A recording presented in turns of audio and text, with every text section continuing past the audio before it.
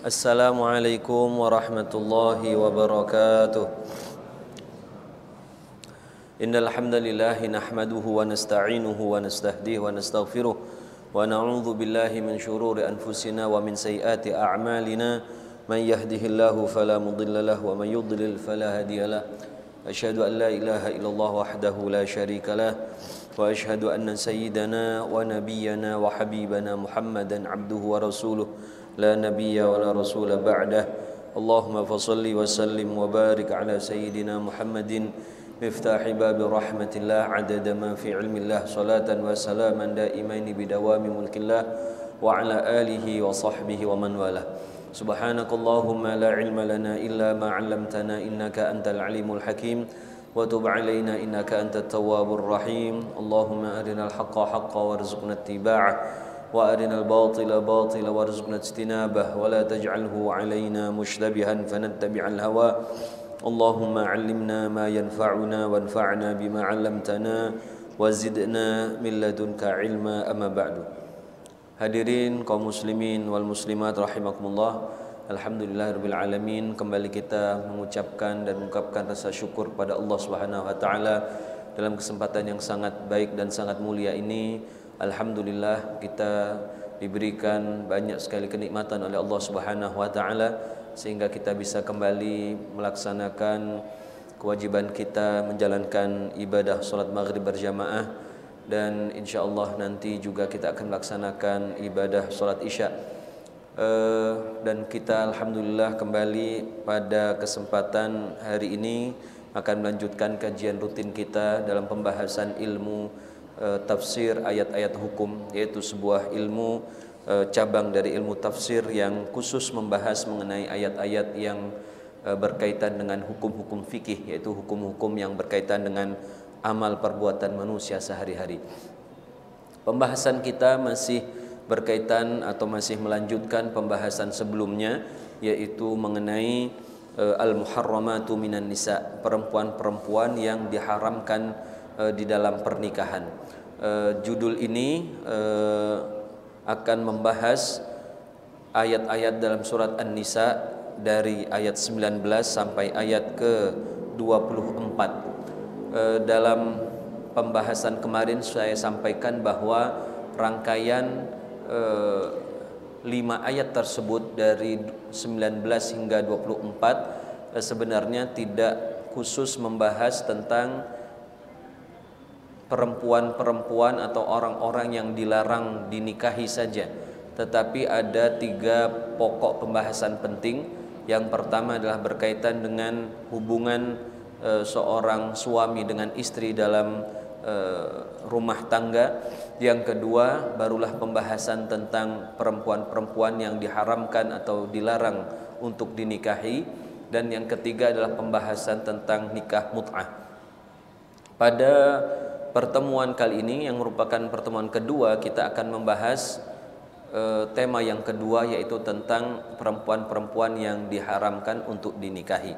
Dan pembahasan itu akan mencakup 3 ayat, yaitu ayat 21, 22, 23 dan 24. Hadirin rahimakumullah, pernikahan merupakan salah satu bagian penting ya di dalam menjaga kewujudan atau eksistensi manusia di muka bumi ini. Selain juga pernikahan merupakan salah satu sarana ibadah, dan ibadah yang paling penting yang untuk menyempurnakan kehidupan manusia di dunia ini. Di dalam pernikahan Allah Subhanahu wa taala telah menyusun aturan-aturan baku yang tidak boleh dilanggar. Di antaranya adalah dalam memilih pasangan. Allah Subhanahu wa taala secara umum membolehkan seseorang untuk menikahi dengan siapapun dari manusia ini, yang tentu yang berasal dari lain jenis kita. Tetapi ada beberapa orang yang dilarang oleh syariat untuk dinikahi, yang biasa disebut dengan mahram atau juga disebut dengan muhrim dalam bahasa Indonesia kita. Perempuan-perempuan yang dinikahi ini adalah perempuan-perempuan yang nanti akan disebutkan di dalam 3 ayat yang tadi saya sampaikan, yaitu ayat 22, 23 dan 24. Secara totalnya perempuan-perempuan yang diharamkan untuk dinikahi itu ada 20 jenis perempuan, yang 18 diantaranya disebut dengan mahram atau muhrim, ya. Mahram atau muhrim di dalam bahasa Indonesia merupakan dua istilah yang sama, meskipun sering ditanyakan oleh sebagian kita mengenai manakah di antara dua kata itu yang paling tepat. Kalau kita berbicara bahasa Arab, memang yang paling tepat istilahnya adalah mahram. Adapun muhrim, maka istilah itu untuk menyebut seseorang yang melakukan ihram atau melakukan ibadah haji dan umroh.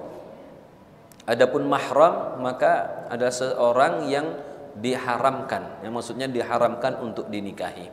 Tetapi apabila kita merujuk kepada KBBI, Kamus Besar Bahasa Indonesia, yang menjadi rujukan penggunaan kata di dalam bahasa Indonesia, maka baik kata mahram maupun kata muhrim merupakan bahasa resmi yang bisa dipakai dalam kehidupan.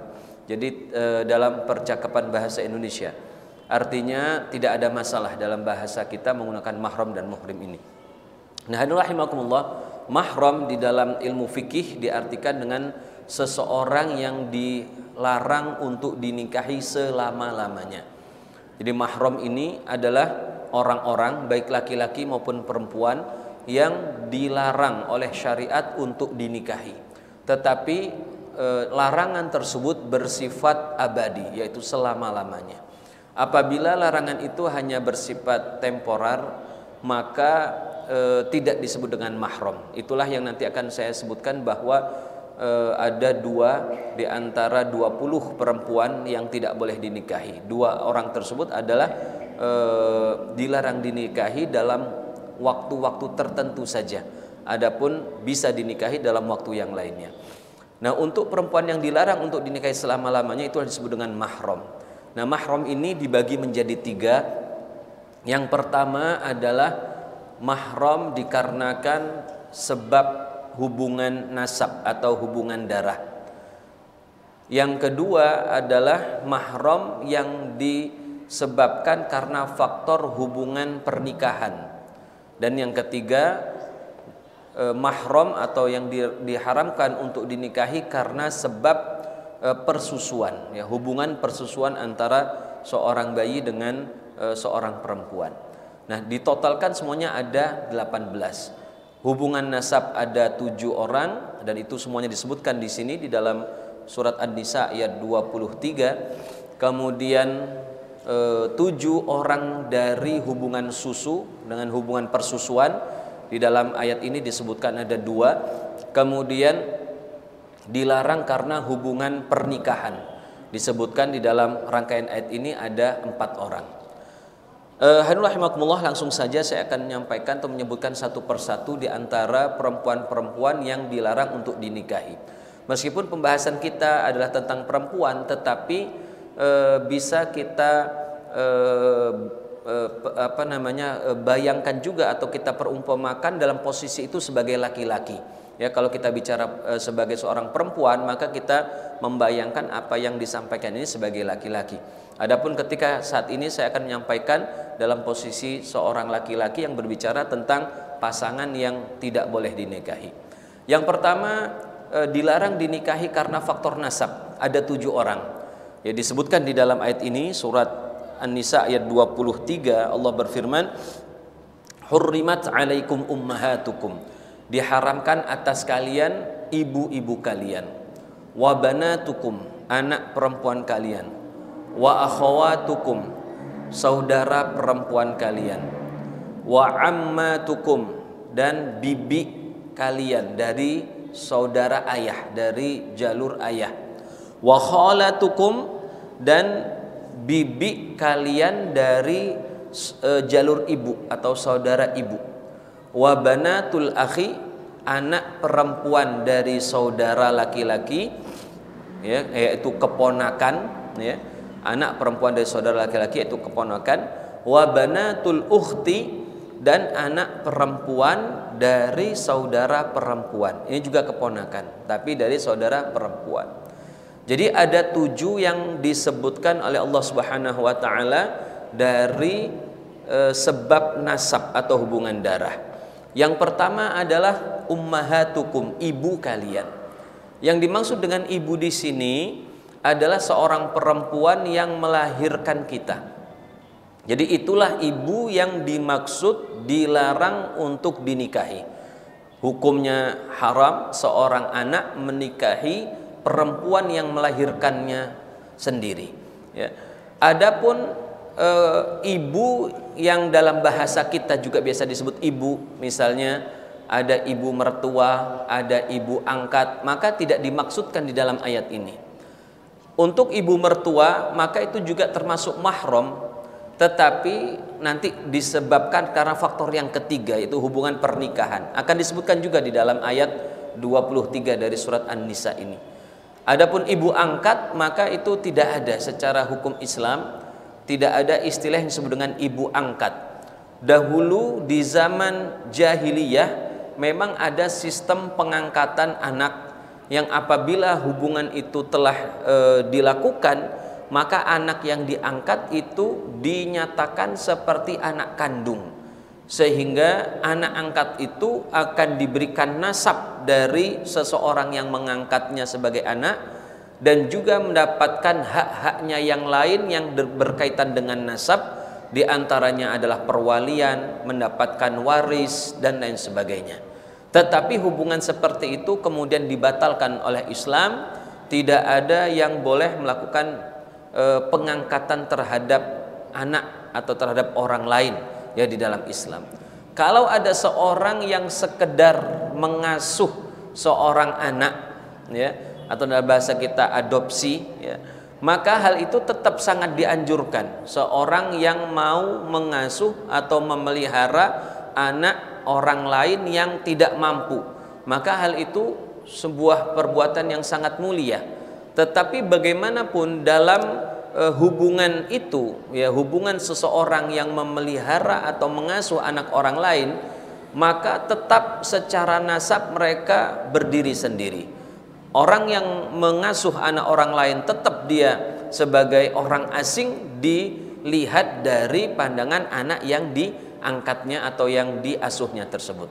Oleh karena itu di sini sangat penting karena terjadi banyak hal di masyarakat kita ya secara nyata, yang diantara kita yang tidak mengetahui hukum ini, kadang-kadang ada seorang ayah angkat yang kemudian menasabkan anaknya kepada dirinya, dimasukkan ke dalam kakak. Nah ini adalah perbuatan yang haram secara syariat ya, bahkan mengundang laknat dari Allah Subhanahu wa taala. Dalam sejumlah hadis Rasulullah SAW melarang ya, melaknat. Bahkan dalam salah satu redaksi hadis itu dikatakan sebuah kekufuran. Kekufuran ini seperti yang pernah sebelumnya dijelaskan, bahwa kekufuran itu bukan artinya kafir murtad dari Islam, tetapi maksudnya adalah bagian dari sebuah dosa yang besar, sehingga dia diserupakan dengan kekafiran itu. Jadi bentuk dari kekufuran itu atau dosa besar adalah apabila seseorang yang menasabkan dirinya kepada orang lain sementara dia tahu. Itu adalah dosa yang sangat besar. Ya, dan sementara ini kadang-kadang terjadi ada seorang anak angkat ya dinasabkan kepada ayah angkatnya atau keluarga angkatnya. Kalau itu dilakukan secara sadar, mengetahui, maka itu membawa perbuatan yang sangat besar dosanya di sisi Allah Subhanahu wa taala. Jadi sekali lagi, anak angkat tetaplah atau anak adopsi tetaplah anak adopsi, tidak boleh diberikan nasab. Tapi kalau ia ingin diberikan perhatian, diberikan harta, diberikan apapun secara materi, maka dipersilahkan, hal itu sangat baik ya. Apabila nanti sudah terjalin hubungan yang sangat baik antara seorang yang mengadopsi dengan anak yang diadopsi, maka dia juga tidak berhak mendapatkan waris. Nah, tapi kalau ia misalnya ingin menyelamatkan atau karena hubungan emosional telah terbentuk sedemikian rupa seperti anaknya sendiri, maka ia bisa menggunakan jalur lain non waris, misalnya dengan hibah atau dengan wasiat dan lain sebagainya, yang diberikan kepada anak tersebut ya ketika kita masih hidup ya. Tetapi kalau sudah meninggal, maka harta kita tidak jatuh sedikit pun kepada anak-anak yang diadopsi atau yang diangkat tersebut. Nah, jadi kembali lagi di sini rahimakumullah, yang dimaksud dengan ibu yang dilarang untuk dinikahi adalah seorang perempuan yang melahirkan kita. Termasuk di dalam istilah ibu ini adalah ibu yang melahirkan ibu kita atau yang melahirkan ayah kita. Jadi masuk di dalamnya adalah nenek dari jalur ibu dan nenek dari jalur ayah. Itu juga masuk dalam perempuan-perempuan yang dilarang dinikahi, yang masuk dalam kategori ibu. Dan seterusnya sampai ke atas. Jadi nenek dari ibu atau nenek dari nenek ibu kita, ya, nenek ibu kita, atau dan seterusnya ke atas. Begitu juga dari jalur ayah, ya, ibu kita, ibu ayah kita, ibu kakek kita, ibu buyut kita, dan seterusnya. Itu adalah mahram kita sendiri, tidak boleh dinikahi dan masuk dalam kelompok ibu, ya, itu yang pertama. Yang kedua yang Allah Subhanahu wa taala haramkan untuk dinikahi dari sebab nasab adalah wabanatukum, dan anak-anak perempuan kalian. Anak perempuan adalah setiap anak perempuan yang dilahirkan oleh istri kita, ya, yang dilahirkan oleh istri kita. Jadi itulah anak kita. Jadi tidak masuk di sini anak angkat, ya, anak ya yang kita anggap anak dan lain sebagainya dalam bahasa-bahasa kita. Maka itu tidak masuk semua. Jadi anak yang sebenarnya dilarang dinikahi adalah memang bagian dari diri kita yang kita ikut serta dalam pembentukan atau penciptaan anak tersebut, yaitu melalui hubungan pernikahan dengan seorang perempuan.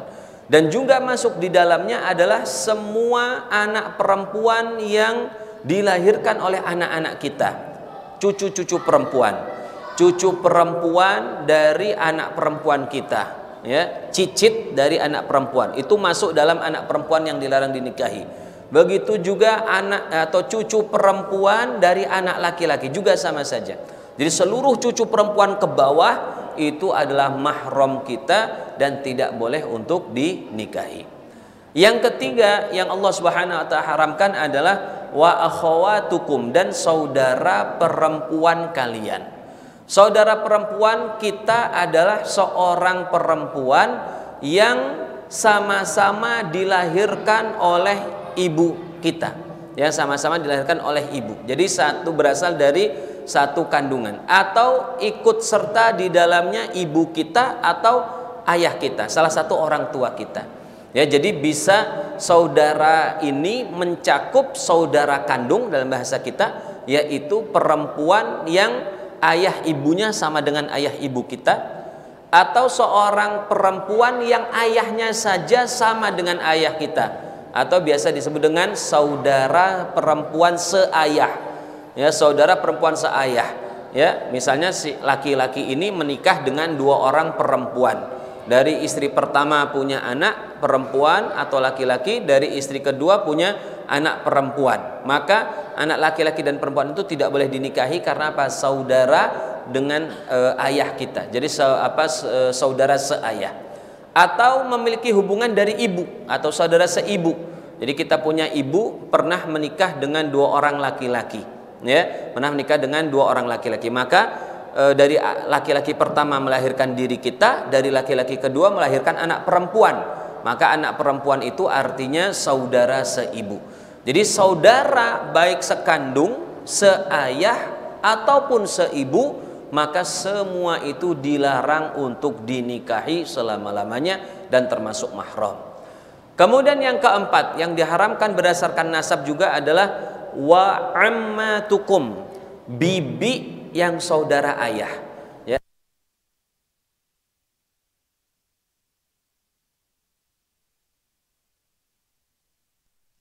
Ya, bibi ini dilarang untuk dinikahi selama-lamanya.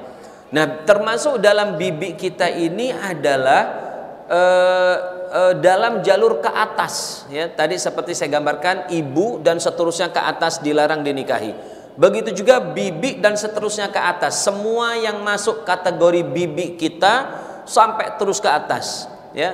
Apa contohnya? Kalau bibi yang normal yang umum adalah saudara ayah, ya. Termasuk bibi kita juga adalah saudara kakek kita. Kita punya kakek, kakek itu punya saudara perempuan. Kita panggilnya nenek, ya, nenek daripada saudara kakek kita. Itu secara hukum fikih itu adalah bibi.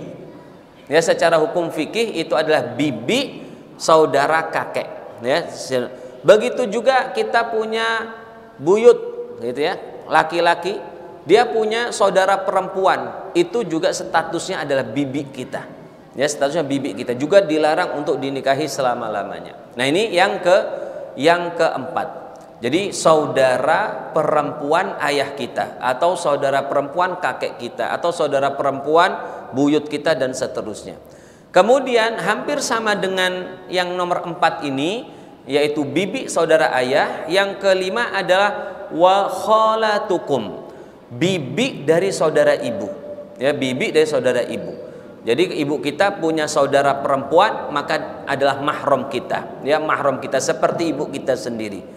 Begitu juga kalau nenek kita atau kakek kita punya dari jalur ibu kita, ya, dari jalur ibu kita punya nenek atau punya kakek yang punya saudara, itu juga adalah bibi kita, dan seterusnya ke atas, maka itu juga dilarang untuk dinikahi, bagian dari mahram perempuan-perempuan yang dilarang dinikahi.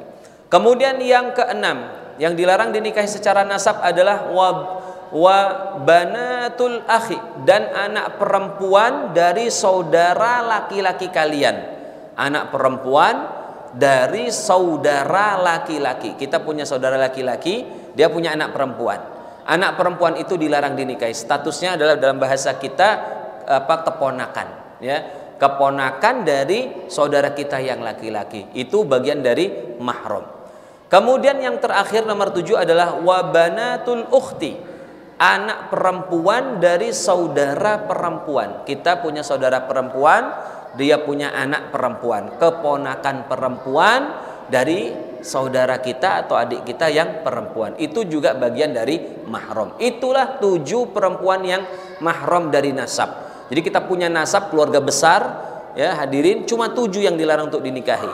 Saya ulangi lagi, ibu, ya, anak, kemudian saudara, ya, baik kandung atau seayah atau seibu saja. Yang keempat adalah bibi saudara ayah. Yang kelima bibi saudara ibu. Yang keenam adalah keponakan perempuan dari saudara kita yang laki-laki. Dan yang ketujuh, yang terakhir, keponakan perempuan anak dari saudara kita yang perempuan. Gitu. Itulah 7. Sisanya bukan mahram. Sisanya boleh dinikahi. Contohnya sepupu. Ini yang paling sering ditanyakan. Apakah boleh menikahi sepupu? Boleh, ya. Tapi dia ini hubungannya sama-sama ayahnya itu kakak beradik dengan ayah kita, ya. Jadi saya misalnya punya ayah, dia punya adik laki-laki, ya. Adik laki-laki itu punya anak perempuan. Boleh nggak menikahi dengan anak perempuannya itu? Boleh, meskipun ayahnya itu kakak beradik, tidak ada masalah, ya, tidak ada masalah. Jadi menikahi sepupu itu tidak ada masalah di dalam Islam karena bukan dari mahram. Memang ada sebagian ulama yang menyatakan menikah dengan sepupu itu makruh. Ada yang mengatakan begitu pendapat, ya, karena hubungannya cukup dekat, ya, cukup dekat. Sering orang salah paham. Loh, kenapa makruh itu Sayyidina Ali saja menikah dengan Fatimah? Ali dan Fatimah itu bukan sepupu. Yang sepupu itu Nabi kita Muhammad dengan Ali bin Abi Thalib, itulah sepupu. Jadi kalau Ali menikahi Fatimah anak Nabi Muhammad, itu dia menikahi keponakan sepupu. Sepupu kita punya anak. Nah, itu jadi panjang udah jalurnya, ya.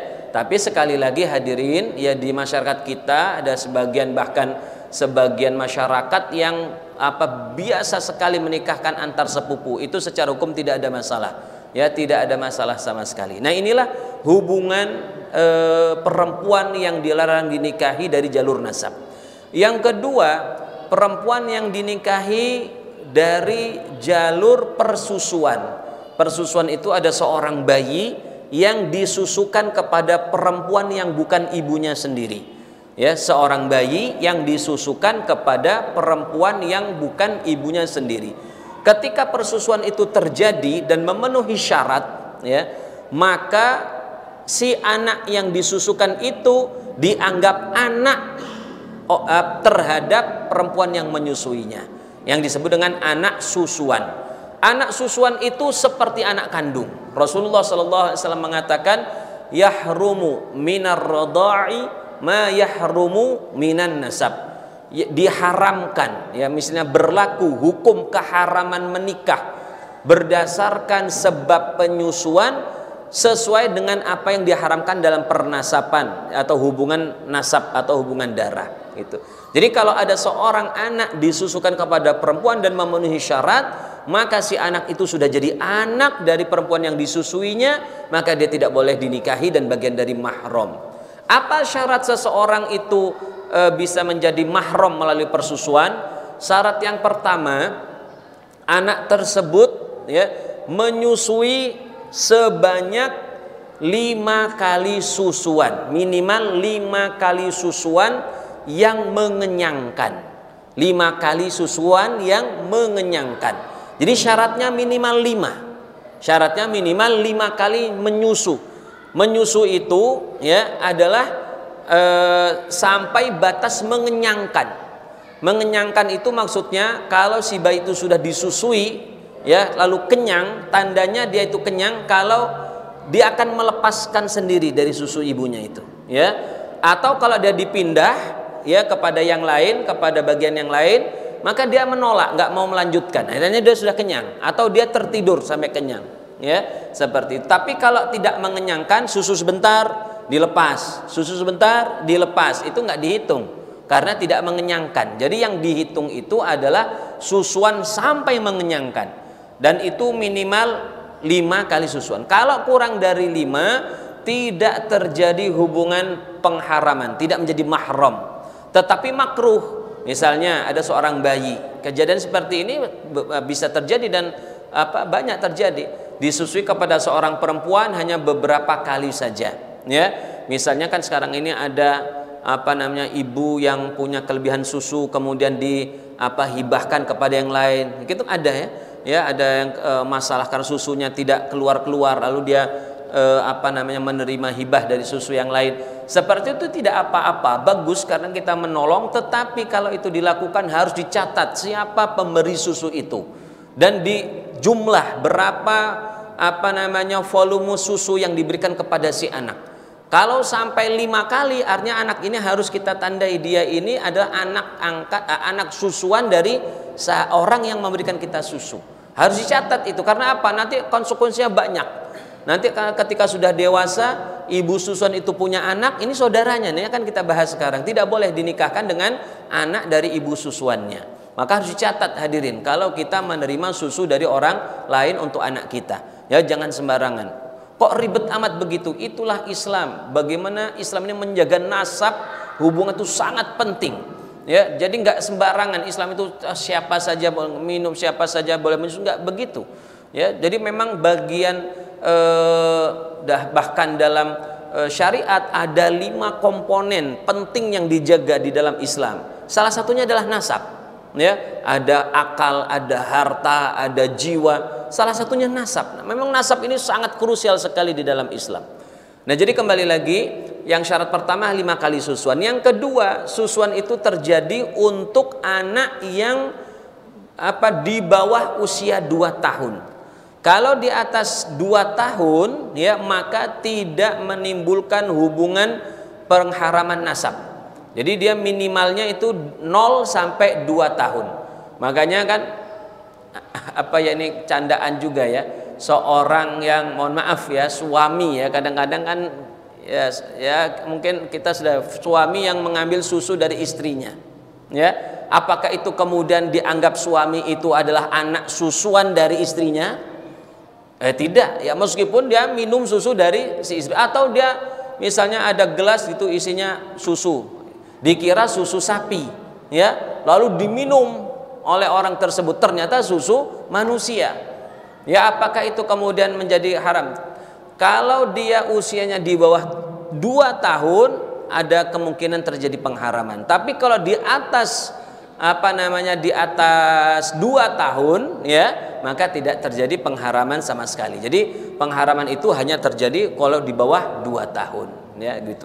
Jadi kembali lagi anak susuan yang diharamkan itu 7 orang sesuai dengan nasab. Tadi sudah kita sebutkan nasab ada 7. Maka yang pertama saya ulangi, yang pertama adalah ibu susuan, tidak boleh dinikahi. Yang kedua anak susuan. Ya, jadi kalau ada perempuan ada anak susuannya, tidak boleh menikahi anak susuannya sendiri. Yang ketiga, nah ini yang mengkhawatirkan, ini yang sering terjadi, saudara susuan. Saudara susuan ini yang repot ini. Jadi kalau ada seorang bayi menyusu kepada perempuan ya, pada seorang ibu itu punya anak perempuan, maka anak perempuan kandung dari ibu itu tidak boleh dinikahkan kepada anak susuan dari si ibu. Karena itu sudah menjadi saudara. Ya, sudah menjadi saudara. Ya, jadi tidak boleh dinikah. Nah, ini yang mengkhawatirkan itu ini. Jadi kalau sekali lagi kalau kita menerima susu untuk anak kita harus dicatat orangnya itu. Ya, supaya ke depan tidak sampai terjadi pernikahan antar saudara sendiri.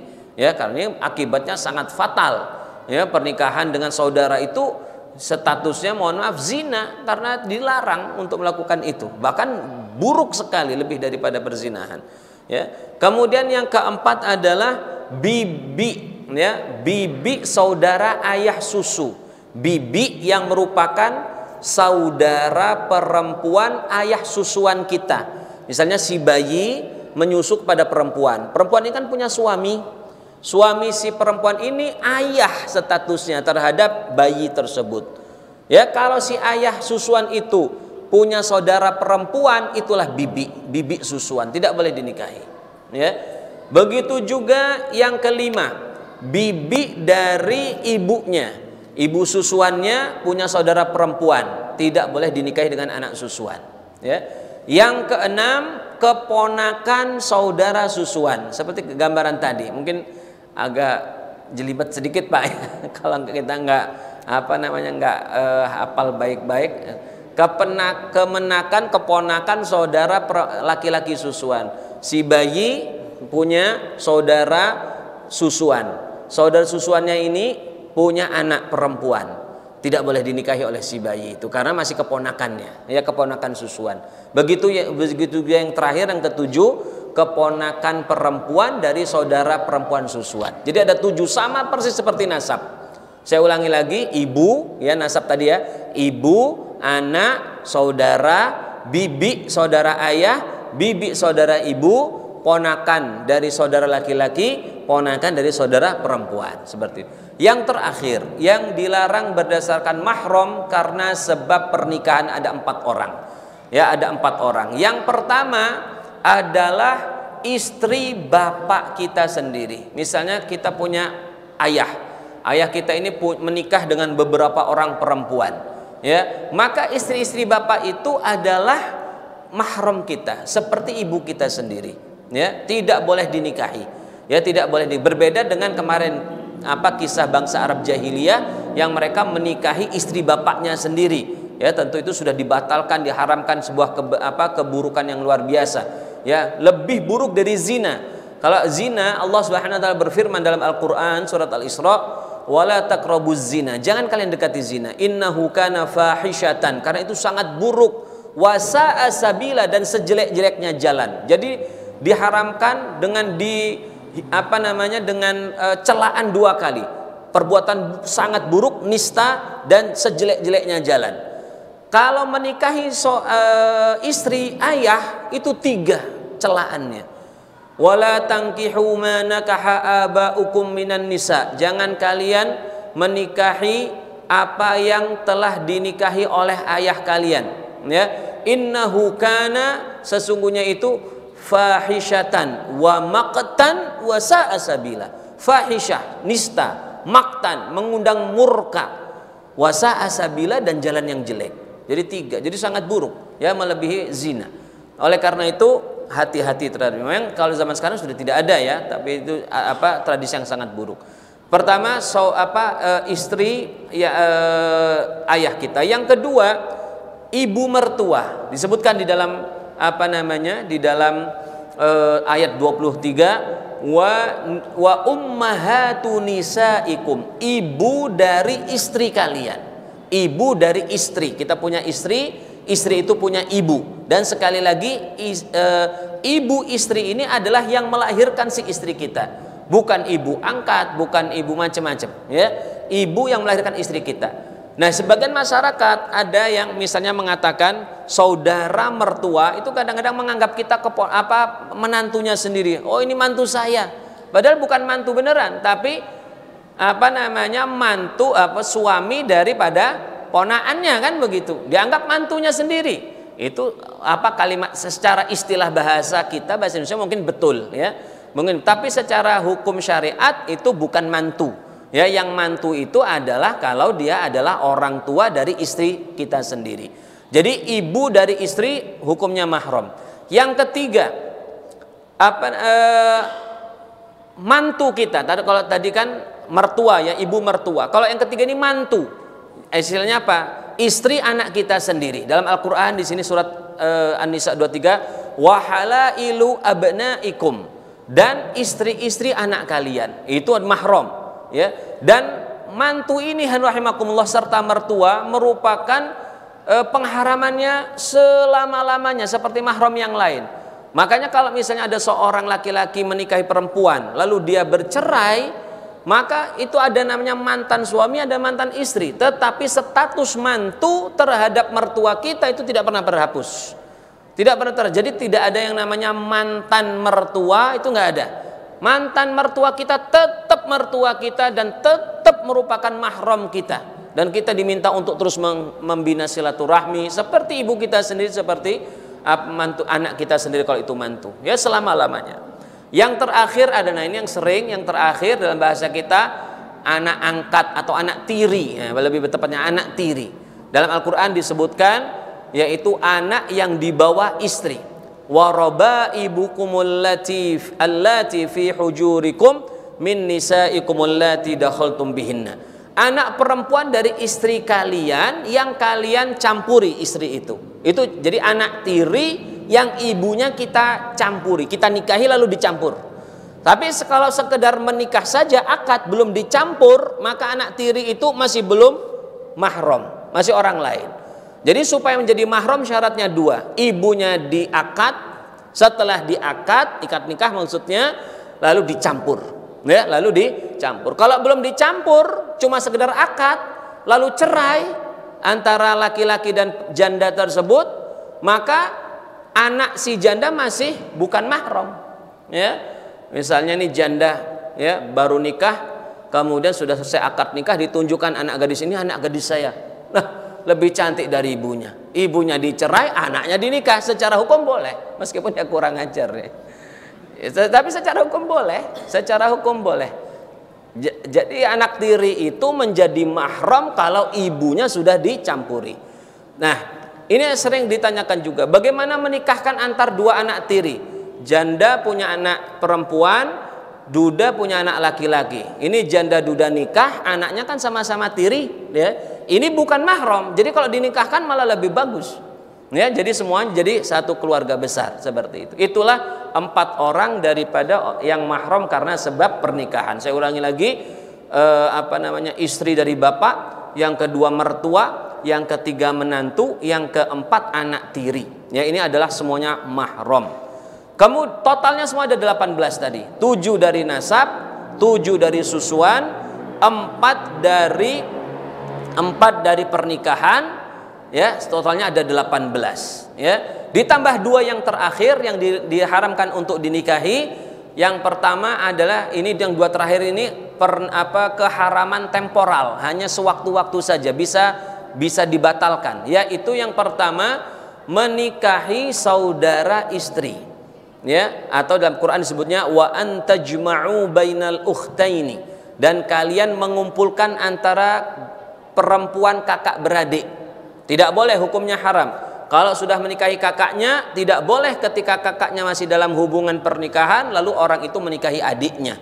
Hukumnya haram. Kecuali kalau sudah cerai atau sudah meninggal, maka dia boleh mengambil adiknya, ya. Kalau dalam bahasa kita turun ranjang, ya. Seperti itu boleh, ya. Kemudian yang terakhir yang tidak boleh dinikahi tapi temporal saja, sewaktu-waktu saja, yaitu wal muhsanatu minan nisa, perempuan-perempuan yang terjaga, maksudnya yang memiliki suami. Perempuan yang memiliki suami haram hukumnya untuk menikah dengan laki-laki lain.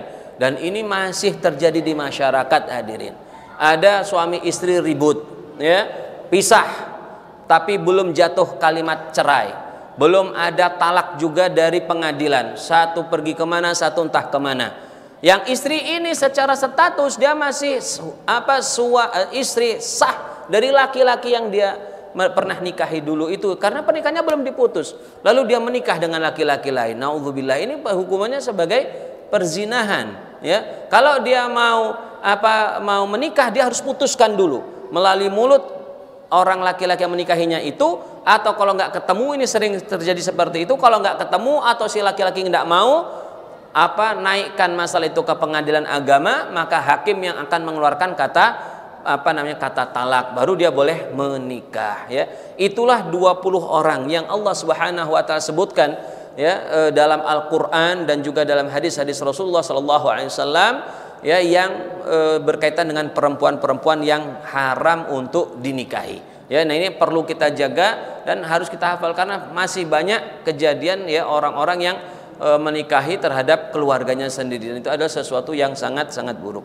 Nah, rahimakumullah, selain ini sebenarnya masih ada beberapa hal yang juga terjadi di masyarakat, di mana ini sesuatu yang sangat buruk, ya. Di antaranya adalah seorang yang menikah meskipun dengan orang lain, ya, syarat dia bukan mahram, bukan yang dilarang dinikahi, tetapi tidak memenuhi syarat-syarat atau rukun-rukun dan pernikahan yang benar. Misalnya menikah tanpa wali, ya, menikah kemudian pakai wali, tapi walinya itu tidak sah jadi wali, bukan wali, ya, bukan wali dari seperempuan. Karena apa? Ngambil misalnya keluarga dari ibu si perempuan.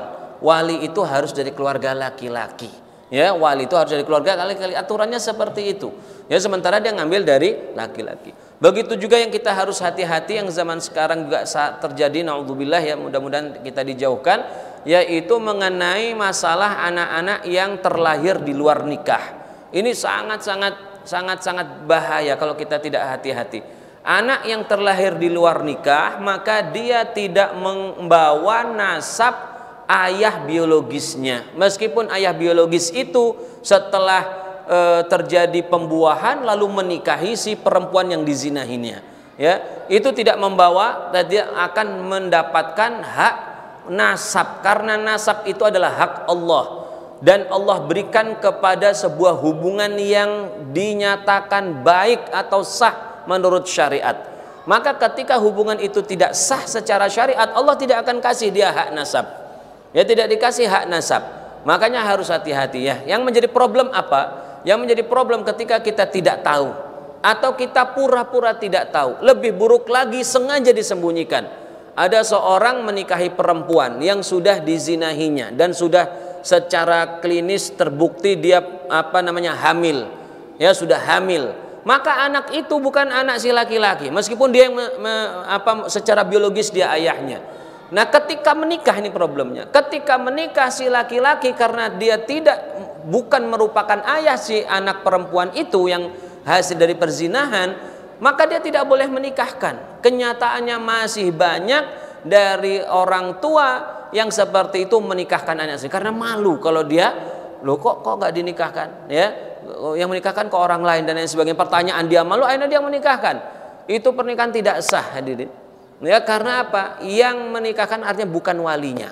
Si anak hasil zina itu ketika dia tidak mendapatkan nasab dari ayahnya, maka dia tidak mendapatkan hak wali, tidak mendapatkan hak waris dan lain sebagainya. Itu sebuah kezaliman yang luar biasa. Si anak tidak tahu apa-apa, ya, tapi dia kehilangan banyak sekali daripada hak-haknya. Gitu. Oleh karena itulah ini sangat harus kita perhatikan. Ya, jangan sampai terjadi naudzubillah min dzalik. Mohon maaf, saya ini tidak tahu ini sudah isya atau belum. Sudah, ya.